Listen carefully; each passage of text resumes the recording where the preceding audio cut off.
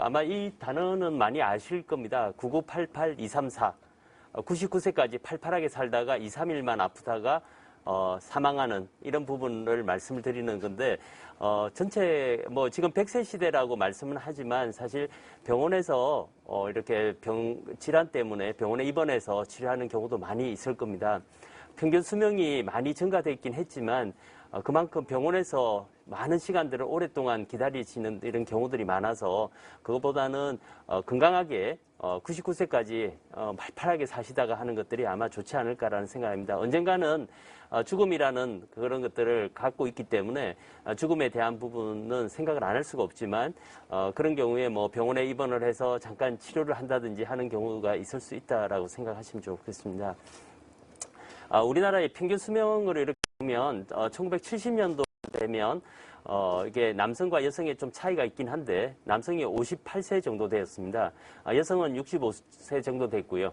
이 정도 된다 그러면 60세만 되면 환갑이라고 보통 이야기를 많이 하고는 계실 걸로 이렇게 생각하지만 지금 현재 환갑 때 60대 이렇게 큰 잔치를 한다든지 이런 경우는 그렇게 많지는 않을 걸로 생각이 됩니다. 지금 70세 돼도 고위험도 가족분들끼리 안 하는 경우도 많고요. 지금 우리나라 평균 수명을 이렇게 보면 21년도에 80.9세 남성에 여성은 86.8세 정도 됩니다. 이거는 이제 평균 수명을 나타내는 거지 모든 분들이 이까지 다 사신다는 건 아닌 거는 다 알고 계실 겁니다. 평균 수명이 긴 나라로는 일본, 스위스 그리고 우리나라가 세 번째로 이렇게 많이 오랫동안 장수하는 이런 나라가 되었습니다. 여러 가지 원인은 있겠지만 경제적인 여러 가지 성장이라든지 그리고 우리나라 의료보험 환경이 다른 나라에 비하면 아마 여기 계신 분들 중에서 병원에 이렇게 끓여서 못 가는 경우들이 그렇게 많지는 않을 겁니다. 그러다 보니까 조기에 질환이라든지 이런 게 발견되면서 치료가 완치됐고 이전에 제가 어릴 때만 해도 의료보험이 적용이 안 됐을 때는 집에서 그냥 시름시름 앓다가 병원 못 가보고 집에서 삶을 마무리하시는 경우도 가끔 있었을 겁니다. 저도 어렸을 때 제 할아버지를 생각하면 제가 할아버지 할머니가 돌아가실 때는 제가 옆에서 다 있어서 죽음을 직접적으로 저도 돌아가시는 걸 다 현장을 목격을 하고 집에서 장례를 다 치르고 이렇게 했지만 지금 현재는 그러지 않지 않습니까? 그때는 병원에 가는 것 자체도 굉장히 꺼려졌고 많이 힘든 이런 경우들이 많았을 겁니다. 근데 우리나라의 출산율을 보면 우리나라 1가구당 0.8명의 출산율을 넣어서 점차 이렇게 이전보다는 많이 떨어졌습니다. 저희가 보통 출산율이 보통 1970년도만 해도 베이비붐 세대라 그래서 전체적으로 출산율이 6명에서 7명 정도 이렇게 됐지만 지금은 한 명이 채 안 되는 이런 경우에서 인구 절벽이라는 부분들이 많이 문제가 되고 있는 것은 아마 다 알고 계실 겁니다. 그래서 여러 가지 우리나라의 출산율이 떨어지는 원인들로 보면 경제적으로 젊은 청년들이 직장을 잡기도 굉장히 힘들고 돈을 벌어서 결혼해서 아기 출산하고 아기를 키우는 것 자체가 경제적인 비용이 너무 부담이 많이 되다 보니까 이런 부분의 출산율도 많이 떨어지는 이런 경우가 많지 않을까라는 생각입니다. 그리고 이제 노년기로 가면서부터는 다양하게 건강 상태가 좋으신 분도 있고 굉장히 나쁘신 분도 있고 저희가 이렇게 동남아시아라든지 필리핀에 의료봉사를 가게 되면 거기는 한 30대만 됐는데도 치아가 너무 위생적으로 너무 관리가 안 돼 있는 상태라서 이빨이 치과에서 이야기하시면 치아가 한 2개, 3개 남는 이런 경우도 있습니다. 그렇게 되면 영양 상태가 좋지 않기 때문에 굉장히 질병이라든지 질환에 노출이 되는 이런 경우들이 너무 많을 겁니다. 그런데도 불구하고 이렇게 연세가 많으신 분들도 이렇게 건강을 위해서 많은 것들을 운동을 한다든지 이런 게 있을 수 있다라고 생각합니다. 요거는 전 세계의 마스터 체육대회, 우리나라 젊은 사람들 같으면 스포츠 하시는 분들은 올림픽 경기라고 생각하시면 됩니다. 전 세계에서 연세가 많으신 분들, 적어도 35세 이상에서 60세, 70세 가량 되는 분들까지 다양하게 연령대별로 이렇게 마라톤이라든지 100m 달리기, 투포환, 그 다음에 여러 가지 경쟁을 통해서 이렇게 하는 걸로 알려져 있습니다. 그래서 이제 이게 여기에 2016년도에 보니까 여기 뭐 하시는 건가는 아시겠죠? 여기 보시면 아마 뭐 이 상품명이 맥도날드 햄버거 집에서 이게 아마 감자튀김 같은 거를 이렇게 직접 손으로 이렇게 일을 하시고 계신 분이 92세입니다. 아르바이트 아마 맥도날드에서 젊은 청년들이라든지 그 다음에 뭐 일본 분들이 많이 일을 하고 계실 건데 이 최고령 직원이라 그래서 여기가 2016년도에 92세니까 지금은 살아계신지는 저도 정확하게 알 수는 없지만 이때가 나와서 이렇게 꼿꼿하게 이렇게 서서 일을 할 수 있다는 것만 해도 엄청나게 건강하게 유지가 되지 않았을까라는 생각을 하고 있습니다. 그리고 이 할머니는 인도 분인데 미국에 아까 말씀드린 그 아메리칸 마스터 대회라 그래서 연세가 많으신 분들이 대회라는데 100m 달리기에 70세 이상에서 1등을 했는데 창포안 던지기도 금메달 따서 상관왕이 이렇게 된 경우가 있습니다. 그래서 그러면 여기 뛰는 걸 언제부터 했냐 물어보니까 92세부터 시작을 했답니다. 92세, 100세에 이렇게 달리기에서 1등을 하고 금메달을 딸 수 있는 이 정도 건강을 유지한다 그러면 아마 뭐 한 120살까지 사는데도 아무 지장이 없을 겁니다. 그런데 우리나라 현실로 보면 그러진 않고요.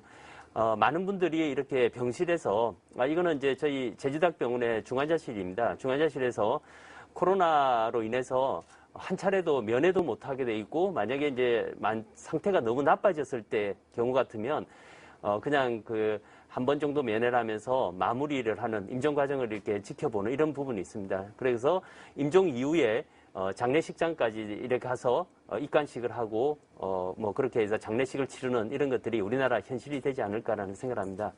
그래서 이제 과연 이제 삶과 삶의 정의라는 게 아마 다 여기서 뭐 연세가 다양하기 때문에 아마 사전적 의미 보면 태어나서부터 죽기까지 이르기에 동안에 사는 일이라고 아마 삶의 정의가 됐을 겁니다. 그런데 우리 사람들이 일반적으로 태어날 때 되면 엄마 뱃속에 있을 때 임신이 되어 있는 상태에서 출산을 할 때는 주위에 있는 사람들이 굉장히 기뻐합니다. 근데 엄마 뱃속에 있을 때 그렇게 포근하게 있다가 밖으로 나오는 세상으로 나올 때는 본인은 굉장히 울면서 너무 힘들어서 울면서 나오는 이런 경우들이 굉장히 많다라고 생각이 됩니다. 근데도 축복을 받고 그러면 인생의 생을 마감하면서 돌아가실 때는 과연 어떨까라고 한번 생각을 해보면 돌아갈 때는 자연으로 돌아간다. 물론 이제 종교적인 것들이 종교에다가 문화적인 것들이 각각 다르긴 할 수 있을 겁니다. 그래서 자연으로 돌아간다고 생각하시면 본인은 이제 편안하게 마무리를 할 수 있는 상황이 되지만 주위의 분들은 너무 힘들어하고 울고 굉장히 사별에 대해서 굉장히 힘들어하는 이런 경우들이 굉장히 많은 걸로 이렇게 생각이 됩니다.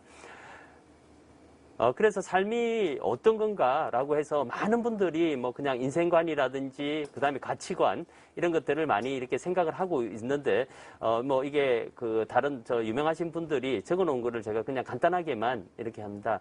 그래서 뭐 어느 누구도 당신을 대신해서 삶의 의미를 찾아줄 수 없다라는 겁니다. 그래서 연세가 많으신 분들은 이게 자녀분 입장에서는 효도를 한다고 생각해서 일을 다 못하게 합니다.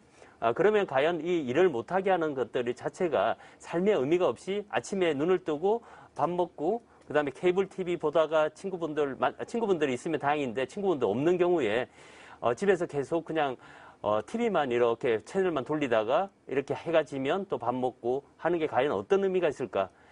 그래서 만약에 돈을 벌기 위해서 너무 열심히 일을 해서 힘들게 뭐 몸이 아플 정도로 일을 한다 그러면 문제가 있다라고 생각을 합니다. 그러지 않으면 소소한 일이라도 본인이 스스로가 할 수 있는 일들이 뭘까? 특히 이제 저희 환자분들 중에서 임종 과정, 암의 말기라든지 이런 환자분들 보면 본인이 할 수 있는 게 있는데도 불구하고 집에서는 전체를 아무것도 못하게 해서 가만히 누워만 계시라고 이야기를 하고 있습니다. 그러면 그게 과연 삶의 의미가 있을까?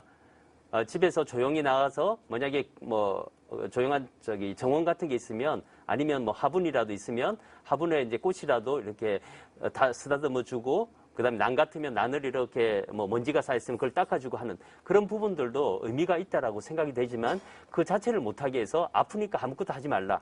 라는 게 과연 삶의 의미가 뭐가 될까라고 생각을 하고 있습니다. 그래서 이런 부분에가 문제가 되고, 제가 이제 아까 초반에 말씀드린 것처럼 호스피스 병동에 있다 보니까 호스피스 병동에 있는 분들은 아무래도 이제 돌아가시기가 한 달, 뭐 짧으면 3, 4일 이렇게 뭐 길면 한 6개월까지도 가시는 경우도 있지만 보통 한두 달이면 생명을 마감하는 이런 경우가 있습니다. 그런 경우에 환자분들이 침대에만 누워 계신 분도 있고, 어떤 분들은 본인이 이제 걸어 다닐 수가 있는 상태가 되면, 물론 통증이 있다든지 할 때는 주사를 맞고 하지만, 그 밥을 식사를 할 때 옆 사람이 식사를 못 갖다 드린다 그러면 본인이 직접 갖고 와서 갖다 드리기도 하고 챙겨 드리기도 하고, 그래서 그러면 그때 뭐 환자분한테 여쭤보면 이런 삶이 뭐 어떠시냐라니까 자기 나름대로는 의미가 있는 것 같다라고 해서, 그 사소하지만 요즘에 소확행이라는 이야기를 많이 하지 않습니까? 사소하지만 삶의 의미를 찾아서 이렇게 할 수 있는 것들이 굉장히 많을 걸로 이렇게 생각이 됩니다. 그래서 이제 삶이라는 게, 인생은 뭐 어떻게 살지는 다 아무도 모릅니다. 그래서 10% 정도가 실제로 일어나는 일을 갖고 고민을 하는 경우가 많은데, 고민을 굉장히 힘들게 하는 경우가 있습니다. 그러니까 예측을 해서 앞으로 이렇게 하면 어떨까 할까 막 고민만 하다가 스스로가 스트레스를 많이 받는, 실질적으로 일어나는 일은 아니지만 미래에 예측을 해서 그냥 우스갯소리로 그 미래에 대한 가불형이라고, 인간이라고 이야기를 합니다. 그래서 미래에 힘든 일, 고단 일을 아마 이렇게 있을 거다라고 추정을 해서 막 고민을 하기 시작하면 굉장히 어려운 이런 부분들이 있으면서 삶을 굉장히 힘들게 본인이 사시는 경우들이 있을 겁니다. 그러면 이제 삶을 위해서 과연 여기 계신 여러분들이 뭘 하실까? 뭐 고양이는 유연성이 좀 좋기 때문에 이렇게 뭐 요즘에 텔라피스라든지 이런 걸 많이 할 수 있을 거라고 생각이 됩니다. 그래서 운동을, 삶이 있을 때 건강하기 위해서 이렇게 삶을 위해서 뭘 하고 계신지, 뭐 운동을 하고, 아마 연세가 조금 있으신 분들은 무릎이 좀 안 좋으시면 걷는 것도 조금 힘드시긴 한데, 여러 가지 이제 동네 마실을 다니신다든지 이런 것도 있고, 젊으신 분들이야 뭐 관절이 괜찮으니까 운동도 열심히 할 수도 있고, 친구분 만나고, 뭐 제주도니까 오름이라든지 둘레길, 뭐 이렇게 올레길 이런 것들을 걸어 다니면서 많은 일을 하고 있지 않을까라는 생각을 합니다.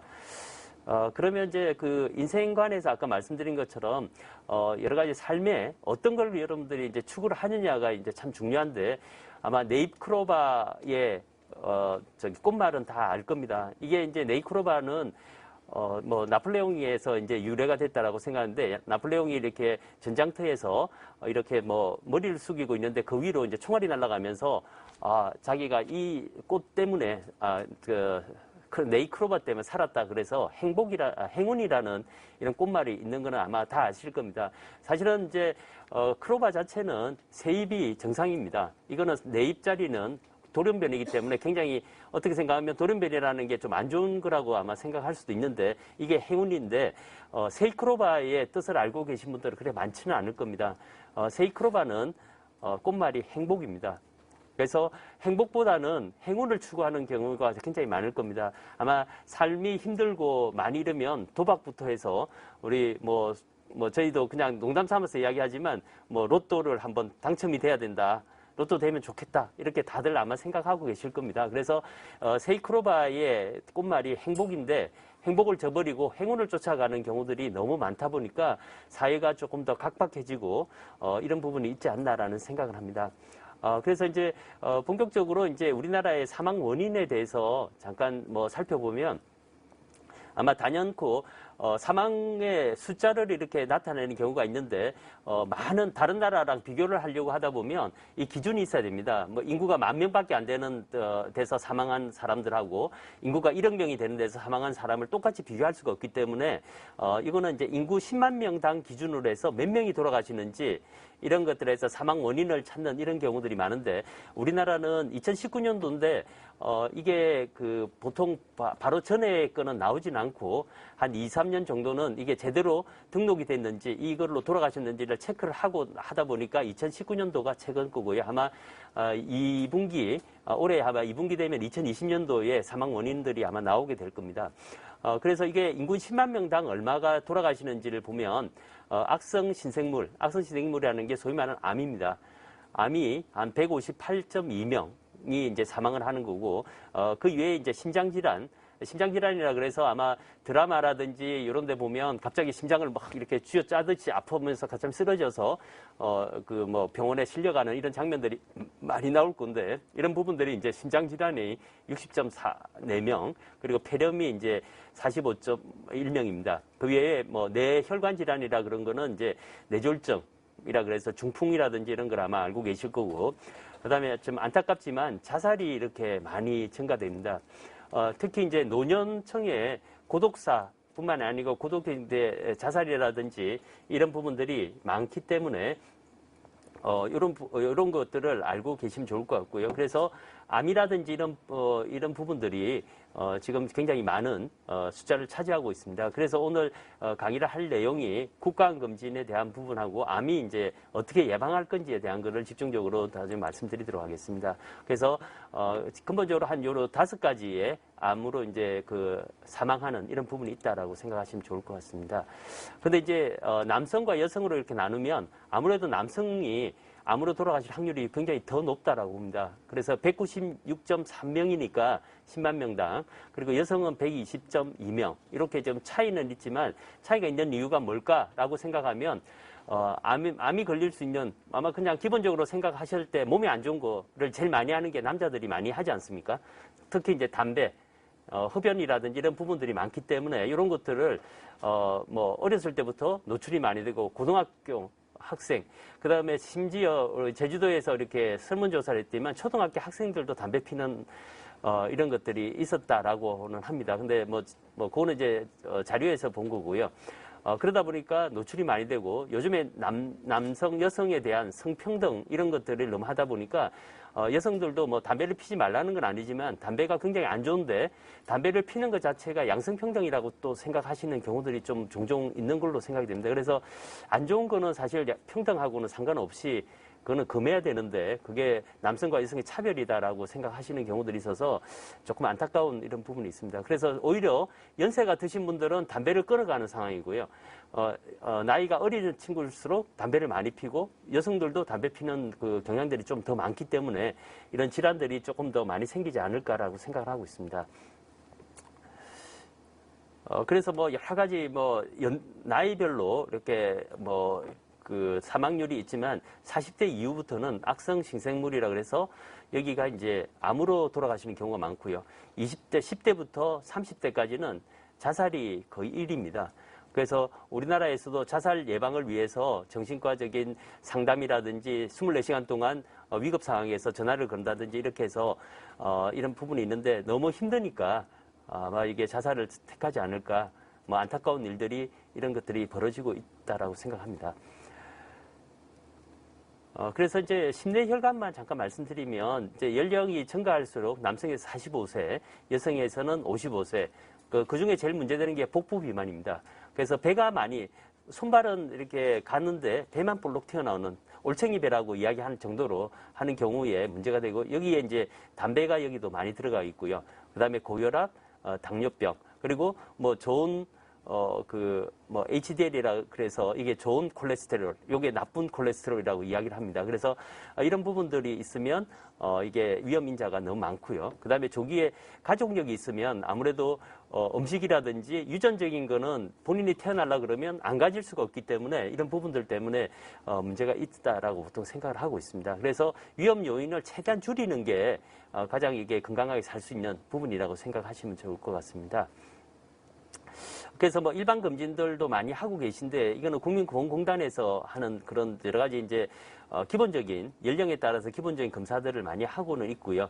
근데도 불구하고 보통 이제 국민보건공단에서 하는 일반 검진을 안 받겠다고 하시는 분도 굉장히 많습니다. 물론 이제 국가암검진도 그렇게 많은 편은 아닙니다. 한 50% 조금 넘은 정도 있는 부분이라고 생각이 됩니다. 그래서 여러 가지 이제 진찰의 상담이라든지 조기에 빨리 발견하면 자른들의 치료가 다 될 수 있기 때문에 이런 건강 지수라든지 몸무게 이런 것들의 혈압 이런 것들을 측정을 해서 혈압이 너무 많이 높으신 분들은 혈압을 조절을 조기에 하는 이런 부분이 있다라고 생각합니다. 특히 이제 가족력이 있는, 그러니까 부모님 아니 할머니, 할아버님이 고혈압이라든지 이런 게 있다 그러면 이런 부분들을 충분하게 본인도 젊지만 이런 것들을 체크를 해서 조기에 빨리 치료를 시작을 하면 이런 그 심장 질환을 조금 예방할 수 있는 이런 부분이라고 생각합니다. 그래서 이제 그거는 이제 심장 질환인 거고요. 그다음에 이제 암에 대한 부분만 잠깐 말씀드리면 우리 암 자체는 정상적인 세포라 그러면 우리 몸에 눈동자, 위 이런 것들 다 있고 세포 내에 이제 조기에 기능에 분열하면서 처음에는 태어났다가 없어집니다. 없어져야 되는데 우리 이게 피부로 따지면 손에 우리 목욕탕 가면 이태리 타올 혹시 쓰시나요? 옛날에는 많이 썼는데 요즘은 샤워 시설이 좀 좋다 보니까 샤워만 하신 분도 있는데 이태리 타올 하면 이렇게 때를 민다든지 하면 까맣게 나오는 부분이 있을 겁니다. 그런 부분들이 죽은 세포입니다. 우리 몸에서 필요 없는 그런 것들이. 근데 이제 암세포는 그런 것들이 죽어서 없어져야 되는데 그게 아니고 계속 쌓였다라고 하면 굉장히 이제 피부도 또 두꺼워질 거고 굉장히 문제가 되지 않을까라는 생각합니다. 그래서 그렇게 암세포는 이게 태어나서 계속 죽는 게 아니고 계속 거기서 커집니다. 정식이 되고 그다음에 거기만 있으면 좋은데 거기만 있는 게 아니고 다른 데 전이가 됐다 그래서 다른 장기까지도 이렇게 전이가 되다 보니까 여러 가지 문제가 있는 이런 부분이 있다라고 생각이 됩니다. 그래서 정상세포가 이렇게 조그맣게 이렇게 생겼다 그러면 여러 가지 변형이 있는데 변형이라는 거는 흡연 그다음에 다른 원인이 있을 수 있습니다. 환경적 요인, 요즘에 이제 미세먼지, 초미세먼지 이런 것도 폐에 문제가 된다라고 아마 계실 거고, 요즘 이제 너무 더우니까 여름철에 UV라 그래서 자외선 너무 많이 노출되면 피부암 같은 것들이 많이 생길 수 있습니다. 그래서 연세 많으신 분들이 농사일을 너무 할 때 이렇게 그늘막이라든지 머리 쪽에 이렇게 쓰는 거 그늘 좀 지고 선크림 같은 걸로 이렇게 해야 되는데 그게 아니고 계속 노출이 되는 경우에 눈밑이라든지 이런 부분에 무슨 피부암 같은 게 생겨서 굉장히 고생하시는 이런 경우도 있습니다. 그래서 이런 그 세포들이 정식을 하는데 암이 발생하게 되면 이게 이제 다른 곳으로 전이가 되는 이런 경우들이 있다라고 생각합니다. 그래서 암세포 특징을 보면 정상적인 세포의 기능을 해야 됩니다. 만약에 위에서 위세포다라고 하면 소화액을 분비를 하면서 소화를 시키는 이런 역할을 해야 되는데 위 암세포 같으면 정상적인 그런 그런 기능을 못 하는 겁니다. 그리고 점차 커지면서 다른 곳으로 이제 진행이 되니까 전이가 되는 이런 부분이 있다라고 생각이 됩니다. 그래서 암의 원인을 뭘까라고 굉장히 많은 연구자들이 연구를 많이 했는데 유전적인 거는 없지는 않습니다. 그래서 한 5%에서 10% 정도는 본인이 지금 태어나려 그러면 어머님, 아버님이 안 계시면 본인이 태어날 수가 없기 때문에 그거는 어떻게 할 수 있는 방법이 없고요. 그 다음 단계로는 환경적인 요인이 제일 많이 있습니다. 그래서 환경적인 요인이 대부분이 많기 때문에 이런 그 흡연, 특히 이제 흡연이라든지 조금 전에 말씀드린 것처럼 그 환경에 햇볕에 너무 많이 노출이 되거나 이런 것들 그리고 유기용매하고 염색약도 이런 그 발암 물질 하나로 되어 있습니다. 그래서 이전에는 더우니까 손을 그냥 장갑을 끼고 보호를 하면서 무슨 기계를 만져야 되는데 그게 아니고 더우니까 다 맨손으로 막 그러면 얘 안에 손에 까맣게 묻어 있고 손 밑에 까만 때처럼 이렇게 끼어 있는 이런 경우가 많은데 이런 부분들도 지금 장기간에 한 번 노출됐다고 문제가 되는 게 아니고 장기적으로 직업적으로 노출이 된다든지 하면 암이 걸릴 확률들이 굉장히 높아진다라고 생각을 합니다. 그래서 이렇게 악성이 변성이 되면서 무한정식 이렇게 색깔이 이전에 정상적인 세포하고는 좀 색깔이 많이 다를 걸로 이렇게 생각이 됩니다. 그래서 이제 암 환자의 위험성이 뭘까라고 이렇게 하면 여기 보시면 이제 흡연이 당연하게 발생이 되는 것도 11.9%고 사망이 22.8%니까 흡연은 담배가 굉장히 제일 문제가 되는 이런 부분이고요. 음주도 1.8%니까 낮은 편은 아닙니다. 그리고 감염이라는 거는 이제 여성으로 따지면 그 자궁경부암 이런 부분이 인두종 인간 인두종이라 그래서 그런 세포에 의해서 이런 것들이 많이 감염이 생길 수 있습니다. 그러면 이제 이게 100% 그게 있다고 생기는 건 아니지만 어떤 분들은 이것 때문에 자궁경부암이 생겨서 굉장히 힘들어하는 이런 경우들이 생길 수 있다라고 생각합니다. 최근에는 여성분들에 대한 그 예방 접종 그러니까 지금 그 대학교 1학년 그냥 재수 안 하고 대학교 1학년까지는 국가에서 이런 그 유두종 바이러스에 대한 백신을 공짜로 이렇게 다 맞췄습니다. 근데 이제 그 사이에 있는 그때부터 한 49세까지 있는 분들은 이거는 본인이 이제 돈을 내고 맞아야 되니까 그런 부분들이 조금 비용이 좀 부담이 되는 이런 정도가 되고 있습니다. 그래서 국간검진은 이제 보통 6대암이라 그러고 이렇게 하는데 위암, 간암, 대장암, 유방암, 자궁경부암, 폐암 이렇게 요게 이제 6대암 프로그램에 대한 국간검진 사업을 지금 하고 있고요. 근데 이런 게 있다 해도 직접 금지를 안 받는 경우가 있습니다. 특히 이제 제주도가 해마다 1년마다 한 번씩 국간검진 사업을 해서 어떻게 몇 % 정도 금진을 받았나 하니까 제일 꼴찌하고 있습니다. 꼴찌에서 왔다 갔다 하는데 이게 다 공짜라고 생각을 해서 별로 뭐 이렇게 잘 안 해주겠다 생각하지만 굉장히 중요한 그런 국간검진 사업입니다. 그래서 저도 뭐 위암 검진은 뭐 2년에 한 번씩 위 내시경을 하고 있고요.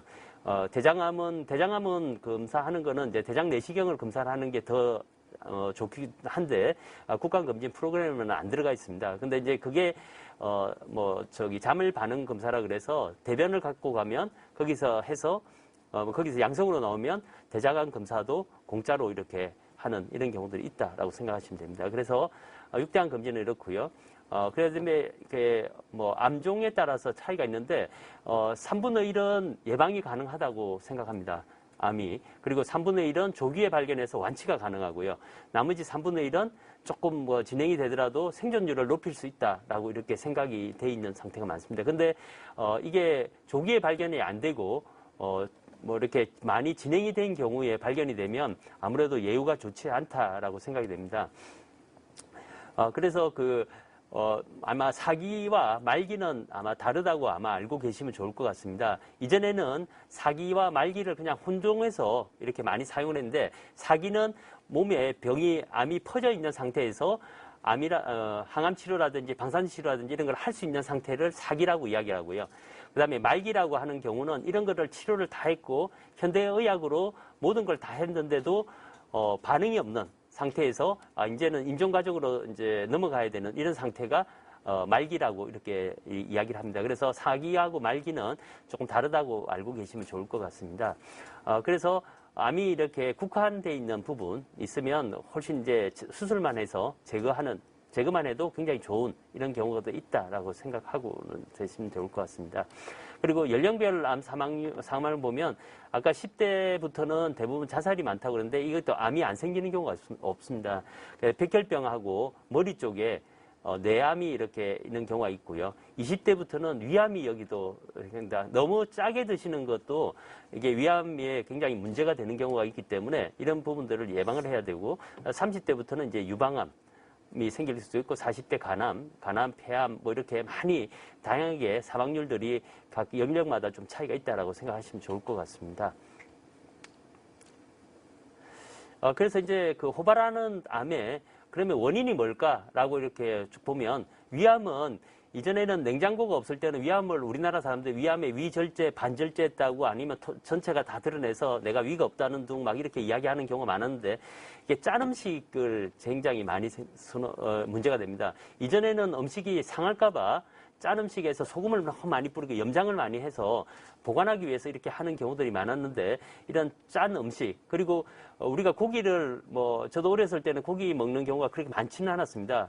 해봐야 제사라든지 이럴 때 소고기국이나 그다음에 생일날 미역국 같은 경우에 조금 이럴 수 있는데 그 외에는 고기를 이렇게 하면 탄 음식을 원래는 잘라서 버려야 되는데 고기니까 아깝다고 연세 많으신 분들 그냥 다 드시지 않습니까? 그러다 보니까 이런 것들이 오히려 암을 일으키는 이런 부분이라고 생각하고 요즘 최근에 이제 헤리코박터 균이라 그래서 이게 위 내시경을 하면 약간 궤양이 있으면서 거기 조직 검사를 했을 때 헤리코박터 균이 양성이 나오면 항생제를 며칠간 아마 복용한 분도 아마 여기 계시면 있지 않을까라는 생각을 하는데 이런 부분이 있고요. 폐암 같은 경우는 이제 흡연이 제일 문제가 되고 있습니다. 그리고 성면인데 이전에 여기 아마 초등학교 출신은 조금 들어가겠지만 국민학교 저는 국민학교 나왔습니다. 그래서 국민학교 아마 있을 때는 집에 학교 가면 학교에 60명에서 70명 되는 콩나무 시루처럼 꽉 찬 데다가 이 위에 이렇게 보온하기 위해서 성면을 그렇게 많이 썼습니다. 지금은 이제 성면을 이제 대체하고 없애야 되는 이런 상황에서 지금 못 쓰게 하고 있지만 이전에는 성면을 갖고 이렇게 많이 했고 아마 어렸을 때 기억나시는지 모르겠지만 주머니 난로에 추워서 이렇게 멸치 국물 다시 내는 것처럼 있는 데다가 성면 가루를 하고 거기다가 돌을 따뜻하게 해서 여기 넣어서 손을 만지면 따뜻하게 해서 이런 경우가 그게 성면 가루였습니다. 옆에 있는 것들이 유리솜이라고 해서 그게 이제 보온 효과가 있다 보니까 어렸을 때 아마 그런 것들도 많이 사용을 했을 겁니다. 그런 것들이 직접적으로 폐에 흡입이 되면 폐암이 걸리고 대기오염은 요즘 많이 심각하지 않습니까?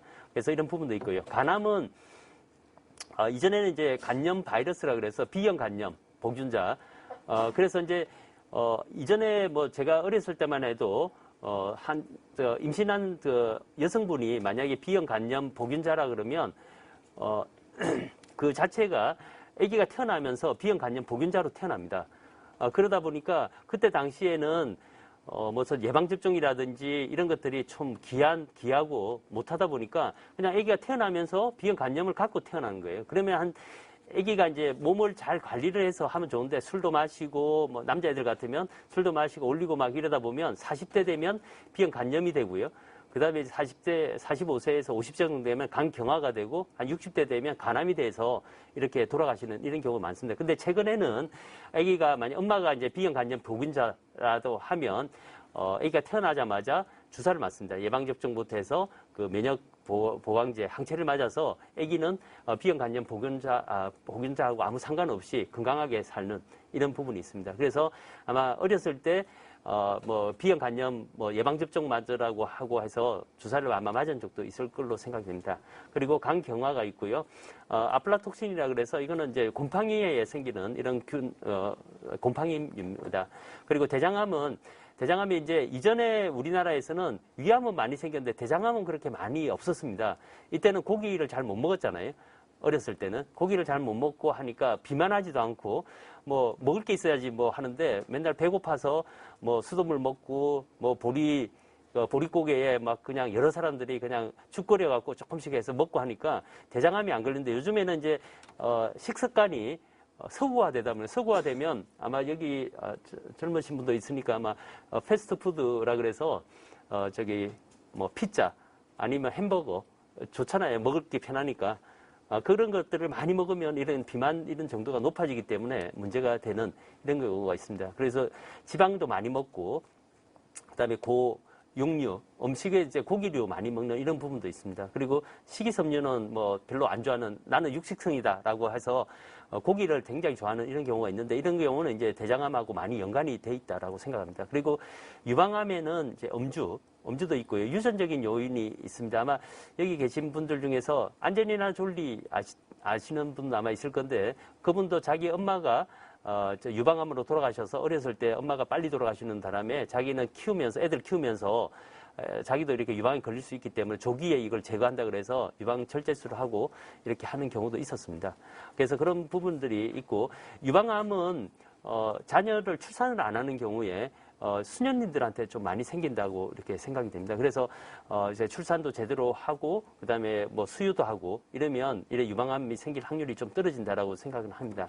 그리고 자궁경부암은 조금 전에 이제 설명드린 것처럼 인유두종 바이러스라고 인이라는 거 사람 말씀입니다. 그래서 사람 유두종 바이러스가 이게 감염이 되면 이게 암이 생길 확률이 높습니다. 그런데 남자들은 이게 바이러스가 감염이 되더라도 직접적으로 표현이 안 됩니다. 그러니까 이제 성생활이라든지 이런 걸 통해서 옮기는 경우 이렇게 있어서 문제가 원인이 되는 이런 경우도 있다라고 생각합니다. 그래서 7대암이라 그래서 폐암까지 이렇게 하는데 여러 가지 이런 이제 권고안이 있습니다. 그래서 몇 살 때부터 언제 할까? 이 간암 같은 경우는 40대 B형 간염, C형 간염 보균자부터 6개월에 한 번씩 검사를 합니다. 피 검사하고 초음파 검사를 하고요.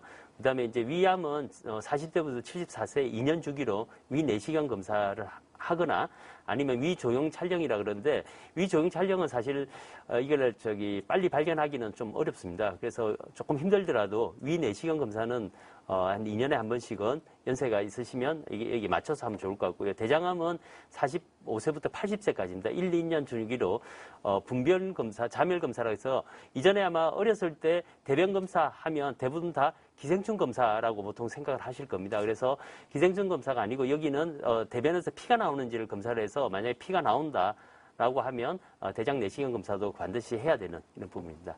그 다음에 유방암은 이제 40세부터 69세까지 유방 촬영술을 하고요. 자궁 경부암은 만 20세인데 이게 이제 성적으로 이렇게 노출이 돼 있는 경우 이런 경우는 더 빨리 하라는 경우도 있긴 합니다. 그래서 3년에 한 번씩. 그다음 폐암인 경우는 여기 30감년이라고 돼 있는데 1년에 하루에 한 갑씩 담배 피는 사람이 30년을 피면 30감년이라고 이렇게 이야기를 합니다. 그러면 만약에 하루에 2갑씩 펴서 15년이 넘었다라고 해도 이분은 30감년이 되는 겁니다. 그러니까 담배를 그만큼 더 많이 피니까 기간이 좀 줄어드는 이런 부분이라고 생각하시면 됩니다. 그래서 여기에는 저설량 흉부 CT라 그래서 방사선 노출이 사실은 컴퓨터 촬영하는 게 방사선 노출이 굉장히 많습니다. 1년 동안 받을 수 있는 방사선 양을 한꺼번에 받는 겁니다. 그래서 건강검진을 할 때 비싼 검진했다라고 컴퓨터 촬영도 하고 뭐 많이 했다라고 하는 게 그게 과연 좋을까? 만약에 병이 있다 그러면 병을 알기 위해서 검사를 하는 거는 어쩔 수 없는 상황에서 하지만 본인이 건강한데도 불구하고 그런 걸 검사를 한다라고 해서 비싼 돈 내고 너무 많이 했다. 머리 끝에서 발끝까지 다 컴퓨터 촬영했다라고 하면 방사선 노출이 굉장히 많은 겁니다.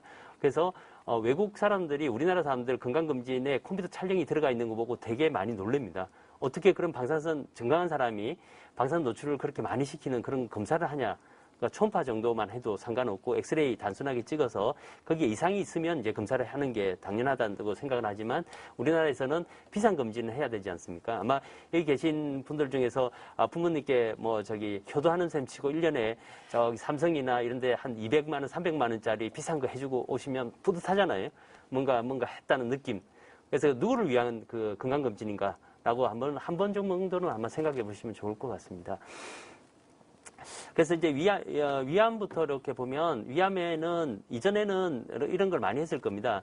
하얀색 물같이 생긴 건데 하얀색 우유도 아닌 것을 이렇게 쭉 먹고 나서 엑스레이 이렇게 침대 같은 데 누우면 배를 누르고 옆으로 돌아보라 그러고 이렇게 사진 찍는 게 있는데 이거는 너무 크기가 작은 경우 같으면 잘 보이질 않습니다. 어느 정도 크기가 커야 되니까 이렇게 배를 눌러서 사진을 찍어서 이거 확인하고요.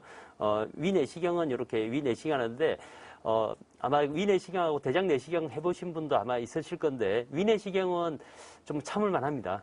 위내시경 그냥 생으로 해도 수면 내시경 안 하더라도. 근데 대장 내시경은 사실 이게 위내시경은 위에서부터 들어가니까 음식을 먹을 때 우리도 물을 마신다든지 하면 이렇게 위에서부터 들어가지 않습니까? 근데 이제 대장 내시경은 역으로 가기 때문에 그게 공기를 넣어서 막 이렇게 하다 보니까 배가 굉장히 아픈 이런 느낌이 들어서 저도 대장 내시경은 수면으로 했고요. 위내시경은 저희가 근무를 해야 되기 때문에 아침에 좀 빨리 가서 그냥 하고 바로 그냥 진료를 봐야 되기 때문에 그렇게 하는데 대장 내시경이랑 같이 할 때는 휴가를 내고 할 수 없이 그렇게 수면으로 하고 있습니다. 그래서 수면하실 때 문제는 수면한 그날은 운전을 하시면 안 됩니다. 음주랑 상태가 거의 비슷하기 때문에 판단력이라든지 이게 많이 떨어지거든요. 그래서 혹시나 이제 수면으로 내시경 할 것 같으면 택시를 타거나 아니면 가족분 중에서 내시경 검사 안 하시는 분, 수면 내시경 안 하시는 분들하고 같이 가셔갖고 좀 조절하시면 좋을 것 같습니다. 그래서 이게 이제 위 내시경을 본 건데 이게 이제 위암이라고 생각합니다. 이렇게 보이는 부분. 그리고 여기도 이제 위암이 있는 거고요. 그리고 요거는 이제 해바라기처럼 생겼다고 생각하는데 이거는 위암이 여기 있는 부분이고 이걸 절제를 했는데 위를 잘라갖고 그걸 이제 펼쳐놓은 거라고 생각하면 됩니다. 그래서 이렇게 위가 정상적으로 이렇게 되는데 이렇게 이제 위암이 이런 생겨 있는 이런 부분에서 어쩔 수 없이 위를 절제하는 이런 부분이 있다라고 생각하시면 됩니다. 요거는 이제 저희 환자분인데 여성이 이제 49세인데 19.9kg입니다. 그러니까 몸무게가 보통 49세 정도 되면 많이 나가시면 보통은 한 50kg 정도는 보통 이렇게 체중인데 위를 보면 이게 위내시경에 여기 보면 이제 위암이 이제 전체가 다 퍼져 있는 상태고요. 여기는 이제 이렇게 이제 장이 위가 이렇게 두꺼워지진 않습니다. 이렇게 두꺼워지지 않는데 전체가 다 두꺼워져서 이 환자분은 수술도 못하고 뭐 진단된 지 얼마 안 돼서 지금 현재는 돌아가셨습니다. 그래서 임종을 지금 하신 분인데 이렇게 초기에 암이 걸리더라도 몸무게가 빠지는 경우는 없습니다. 대부분 다 몸무게가 빠지기 시작하면 적어도 3기 이상, 4기 이 정도는 되는 경우는 이제 몸무게가 빠지기 시작하거든요. 그래서 이런 부분이 있다라는 걸 좀 보여드리기 위해서 보여드린 거고요. 그 다음에 이제 대장암 검사는 대변 검사라는 게 가장 기본적인 겁니다. 그래서 여기에 이제 분별 반응 검사를 해서 양성이 나오면 여기는 대장 내시경은 그 나라에서 대장 내시경을 할 수 있게끔 무료로 해드립니다. 근데 이제 분별 검사를 안 하고는 하려 그러면 본인이 이제 돈을 내시고 직접 해야 되는 이런 부분이 있어서 비용 부담이 조금 있을 수 있다라고 생각합니다. 그래서 대변 검사 이렇게 해서 대변에 피가 나오는지를 검사하는 거라고 생각하시면 좋고요. 그래서 대장 내시경은 하려 그러면 이것도 좀 여러 가지 절차들이 좀 있습니다. 그 전날에 이전에는 4.5리터를 먹었습니다. 이래 통에다가 하얀색 이래 통에다가 물 같은 거 가득 넣어갖고 이게 무겁게 들고 와서 하루 종일 그 전날부터 먹으라고 그럽니다. 먹으면 먹고 나서 설사하고 먹고 나서 설사하고 설사를 왜 시키는가 하면 장에 조금 뭐 대변이 끼어 있으면 보이질 않습니다. 그러다 보니까 이게 자꾸 설사를 시켜야 되는 상황이고 요즘에는 캔으로 6캔 정도를 하루에 먹게끔 돼 있어서 이전보다는 많이 좋아졌지만 저도 한번 2번 정도 이렇게 먹어봤는데 저는 괜찮더라고요. 저는 그냥 뭐 이렇게 먹는 뭐 물 같은 거는 잘 마셔서 그런지 모르지만 먹는데 아무 문제 안 되는데 어떤 분들은 너무 비릿하다. 약간 레몬 향기도 나긴 한데 비릿하다 그래서 그게 싫어서 대장 내시경 못하겠다 하시는 분도 있습니다. 근데 그걸 안 하면 알 수가 없는 상황이고요. 그래서 아까 이제 대장 내시경은 뭐 그냥 하시는 분도 있긴 합니다. 있긴 하는데 이 장은 이렇게 여기 변비 걸려서 고생하시는 분도 있는지는 모르겠지만 대장은 이렇게 잘라도 안 아픈데 늘어나면 아픕니다. 가스 차면 아프잖아요, 배가.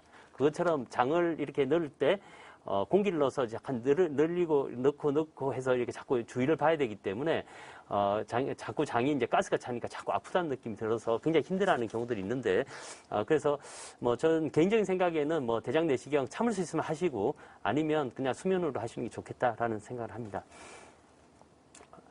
그래서 이제 조영제도 여기다가 요런 엑스레이 찍는 요런 테이블이 있는데 여기다가 항문에다가 이렇게 기계를 넣고 역으로 약을 넣는 겁니다.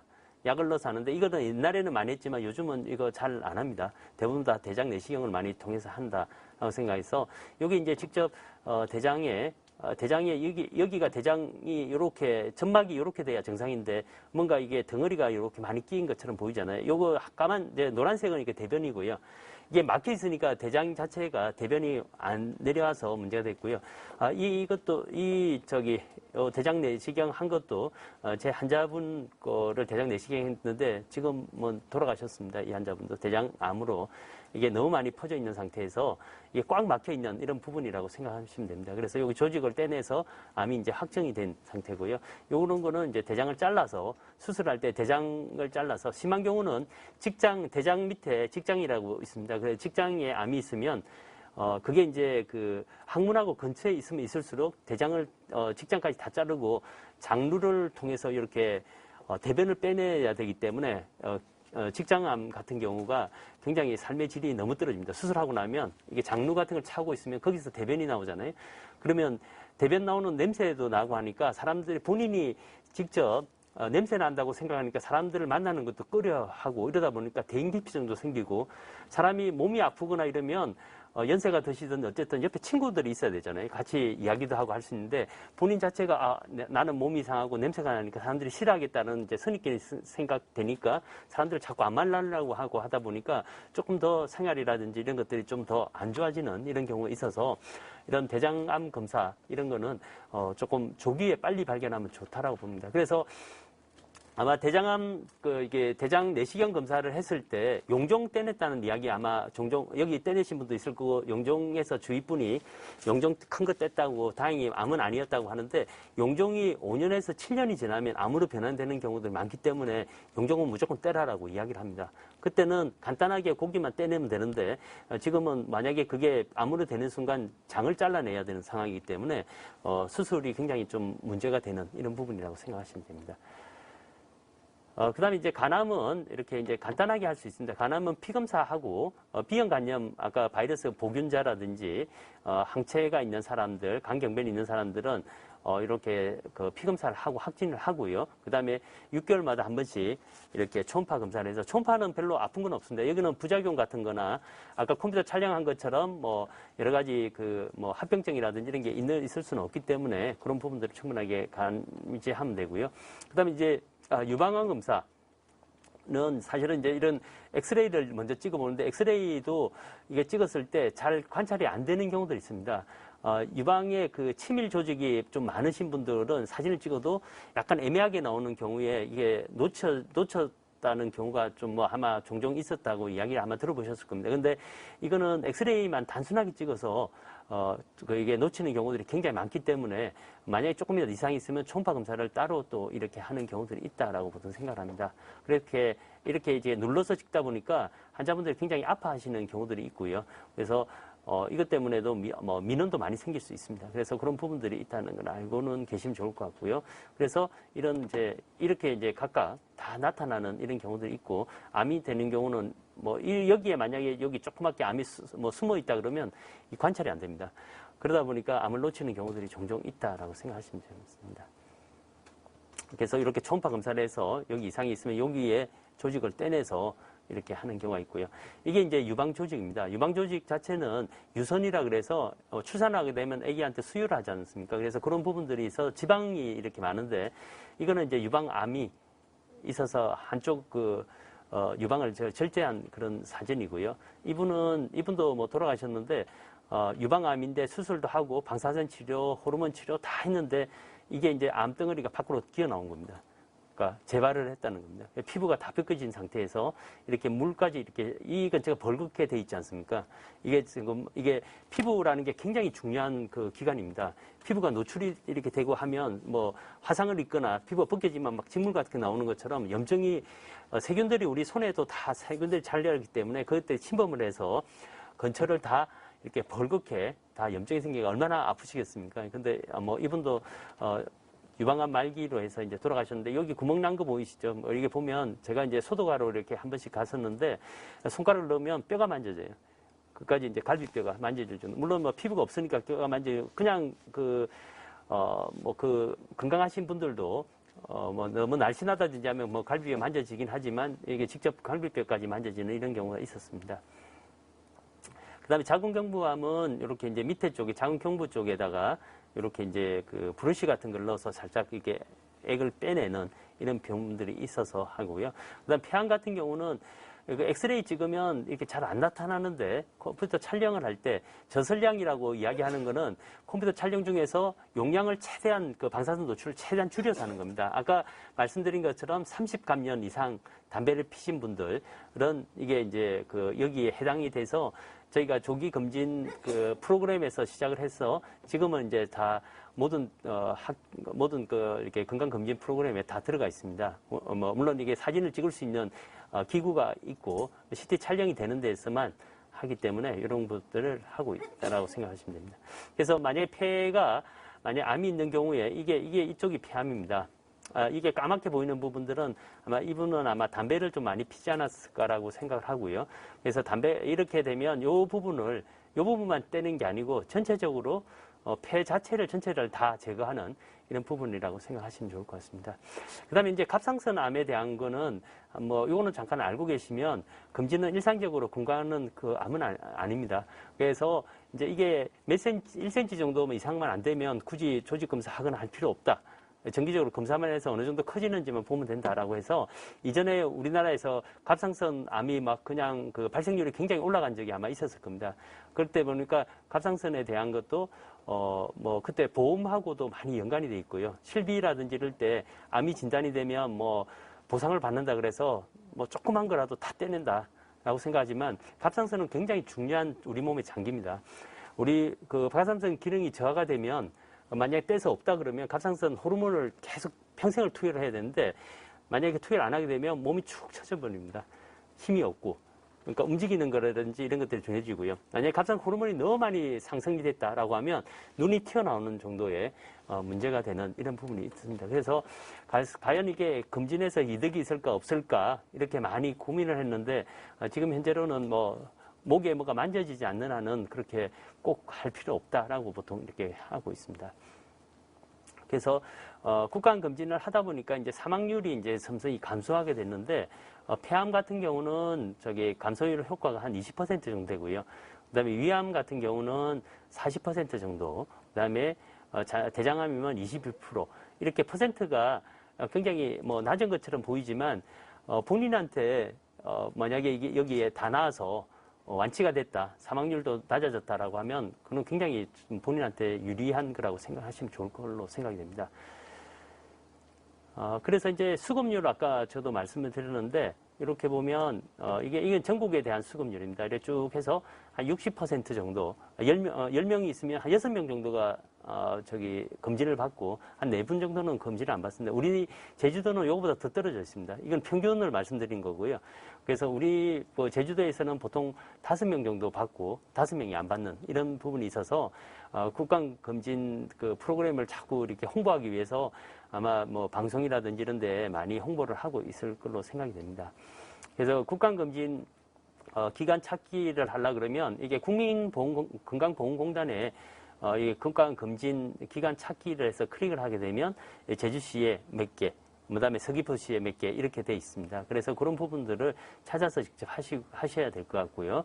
그다음에 국간검진 그 방법은 검진표 발송 및 그다음에 수령은 국민건강보험공단에서 하시고요. 그다음에 암검진 예약 및 검진기관 방문을 해서 검사 결과는 이제 통보를 받는 이런 부분입니다. 그래서 이게 보통은 이제 암검진 하시라 그러니까 그날 가면 바로 해주겠지라고 생각하는데 그날 가서 안 되는 경우들이 많습니다. 대장암이라든지 이런 거는 대장 내시경이라든지 하면 전처치가 필요하고 위암도 위내시경 검사하는 것도 뭐 이렇게 한계가 있기 때문에 그 병원마다 예약을 하는 이런 프로그램이 있기 때문에 와서 국간검진 공짜로 해준다는데 왜 안 해주냐고 이렇게 항의하시는 분도 간혹 있습니다. 근데 이거 검진자 확인이 되면 검진기간 확인을 하고 이 검진기간에 따라서 예약을 하고 언제쯤 갈 수 있는지 이런 것들을 많이 하고 나중에 통보를 받으면 통보에서 이상이 있는지 뭐 비만도가 있는지 이런 것들 확인해서 몸무게 조절한다든지 이런 부분들이 있을 수 있다고 생각합니다. 그래서 7대암 검진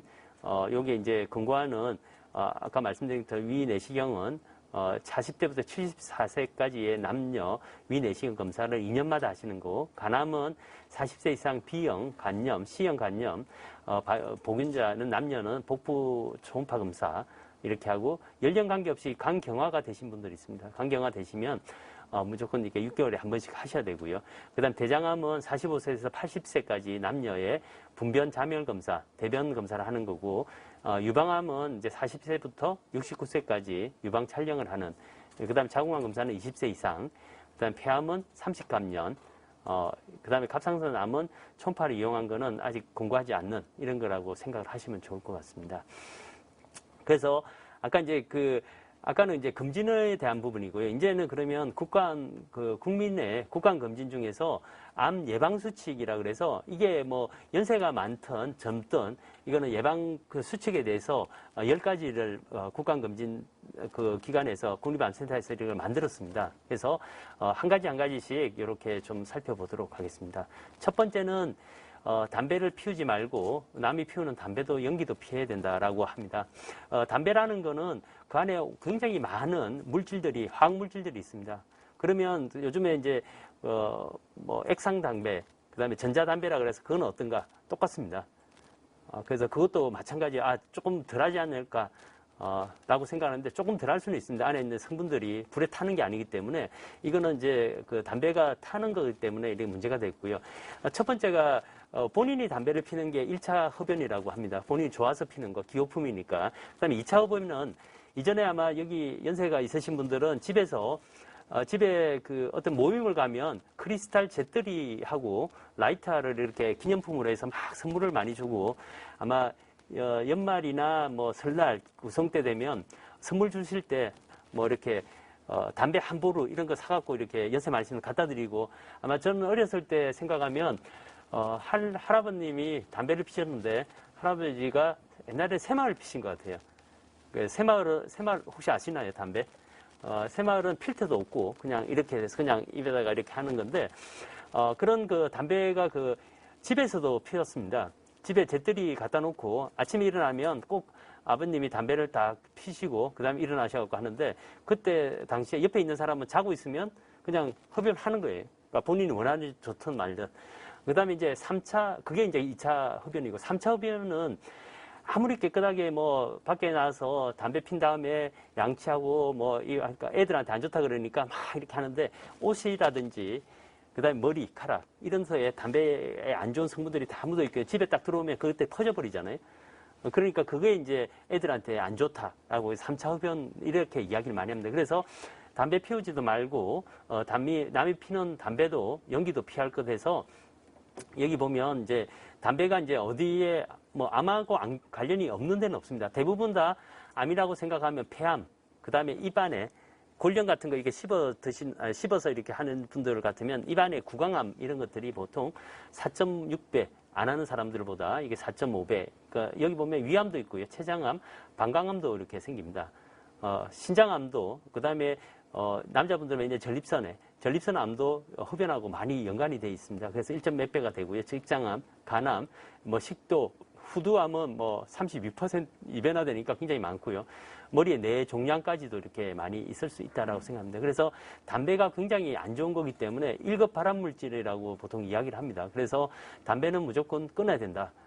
그래서 이거는 피면 안 된다라고 이야기를 많이 하고 있습니다. 그래서 이전에 아마 생각하시면 담배값 올리면 담배 피는 사람들이 좀 줄지 않을까라고 생각해서 담배 올렸습니다. 올렸으니까 좀 떨어지긴 합니다. 떨어지긴 하는데 그때 잠깐 떨어졌다가 다시 또 담배는 계속 피고 있고요. 그래서 이제 뭐 우리나라는 뭐 빼더라도 우리 제주도만 이래 보니까 이게 2022년도에 제주가 상관왕을 했습니다. 음주, 흡연, 비만도 이렇게 해서 뭐 이게 좋은 건 아닙니다. 다 나쁜 건데 이게 제주도의 공기가 좋다 보니까 해도 좋고 안주도 좋고 하니까 술 마시면서 담배도 피고 운동 안 하고 심한 경우는 뭐 저는 이제 제가 육지에서 와서 육지 것이라서 뭐 이런 말씀 드리면 좀 그러긴 하지만 제주도에 이제 저 원래 사시는 분들한테 여쭤보니까 만약에 화장실이 차를 타고 가서 주차할 수만 있으면 화장실도 주차하면서 간다. 차를 몰고 간다라는 이야기를 할 정도로 운동을 안 한다고 요즘에 이제 젊으신 분들은 운동 많이 하지 않습니까? 이게 해안도로라든지 이런 데 보면 뭐 조깅하시는 분, 운동하시는 분, 사이클 타시 다 많은데 이전에는 그렇게 운동을 안 했다고 이야기를 제가 들었습니다. 그래서 음주율 1위, 흡연율 1위, 비만도 1위 이렇게 됐는데 지금은 조금 줄어서 줄었다 했는데도 제가 이렇게 보니까 여기가 이제 2015년도 보면 그때도 진짜 흡연율이 26%, 뭐 전국 최고라는 게 참 좋은 것도 있지만 이 안 좋은 거는 최고가 될 필요가 없을 것 같긴 합니다. 그래서 많이 아마 좀 노력을 해야 되지 않을까라는 생각을 하고요.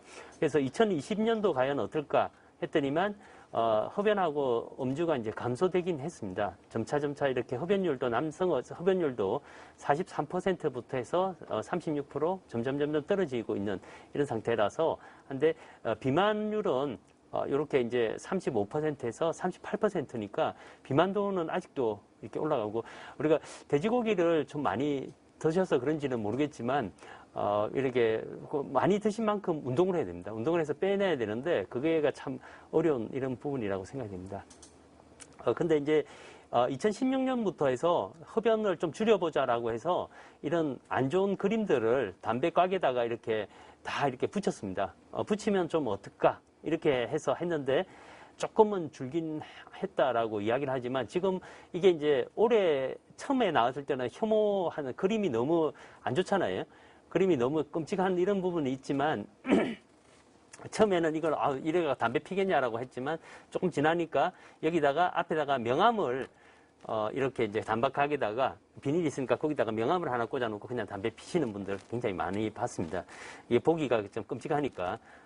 그래서 이런 도입 이후에 다른 나라에서 흡연율이 어떻게 되는가 하는 감소되어 있는 부분들이 있어서 이것 때문에 담배 가게다가 직접 그 혐오스럽지만 그런 것들을 다 사진을 한 거고요.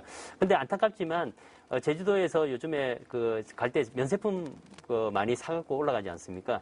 여기 보면 이때는 제가 막 이제 급하게 가다 보니까 줄을 조금 덜 섰을 때 이렇게 했는데 수입 담배 꼭 한 보루씩 이렇게 사가시는 이래야지 뭐 돈을 번다라고 하는 그런 개념이 있어서 여기 뭐 줄 서서 담배 이렇게 한 보루씩 꼭 사가시는 분들은 굉장히 많은 걸로 이렇게 생각이 됩니다. 그래서 이 앞에서 담배 피지 마세요 이렇게 했다가는 야단 들을 것 같지만 어쨌든 담배는 몸에 굉장히 안 좋은 거기 때문에 문제 있다라고 생각합니다. 그 다음에 이제 채소하고 과일하고 충분하게 먹고 다채로운 식단을 균형 잡기 있게 식사하는 겁니다. 그래서 이 과일, 채소 섭취가 증가될수록 암 발생률이 10% 정도 감소한다고 이렇게 돼 있습니다. 그래서 육류보다는 과일, 채소를 많이 드셨어요. 과일, 채소 중에서도 색깔이 있는 그런 것들이 파프리카 뭐 이렇게 뭐 이런 샐러리 이런 것들이 많이 좀 드시면 좋을 것 같고요.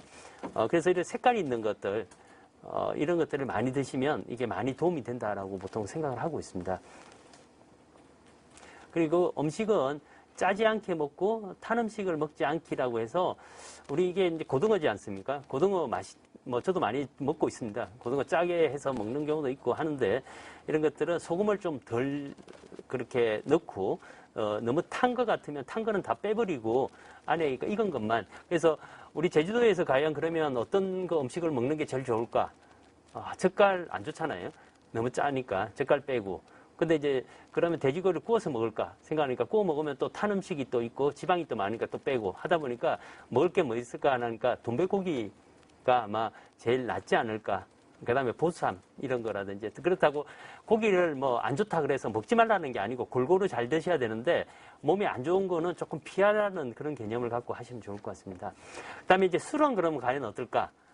이전에는 술을 한 잔 정도는 뭐 괜찮다라고 했었는데 지금은 한 잔, 두 잔의 소량 음주도 피하기입니다. 여기 또 발암 물질로 지금 등록이 돼 있는 상태입니다. 그래서 음주하고 관련되어 있는 거는 식도암, 인후암, 후두암 뭐 이런 것들 관련돼 있고 간암은 이거하고 완전히 관련돼 있습니다. 이게 술을 너무 많이 드셔서 알코올 중독을 되신 분들 같은 간경변이 와서 나중에 식도에서 막 토한다든지 하면 식도에 혈관들이 늘어나서 피를 막 토하면서 돌아가시는 경우도 가끔 있습니다.